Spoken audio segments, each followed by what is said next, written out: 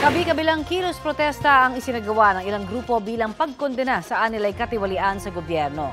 Ang isang grupo naranasan pa ang pagbaha sa ilang lugar sa Quezon City kasunod ng pagbuhos ng ulan. May ulat on the spot si Oscar Oida. Oscar?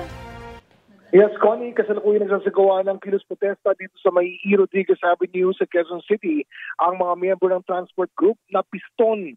Ito ay bilang pagkondena sa anilay korupsyon sa gobyerno. Pinili nilang lugar na ito at isa ito sa mga matinding binabaha kapag bumubuhos ang malakas na ulan. At kanina nga, kalagitnaan ng kanilang protesta ay bumuhos ang ulan, napasilong ang mga ralista at agad nagbaha gutter deep sa may kanto ng E. Rodriguez at Araneta Avenue. Dahilan para bagyang magkaroon ng pagbagal ng daloy ng trapiko sa lugar. Bukod dito sa E. Rodriguez ay may strike area din sa may Alabang, Pasig, sa Maynila at iba pang lugar.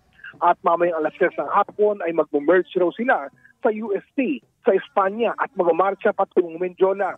Ang grupong Manibela naman nagdesisyong hanggang ngayon ng araw na lang imbis na hanggang bukas pa ang kanilang tigil pasada. Ito'y matapos ang kanilang pakipagpulong sa mga opisyal ng DOTR at LTFRB kahapon. Naging factor din nila ang pagbaba sa pwesto ni Congressman Martin Romualdez bilang House Speaker sa gitna ng mga issue ng questionable flood control project at umano'y budget insertions.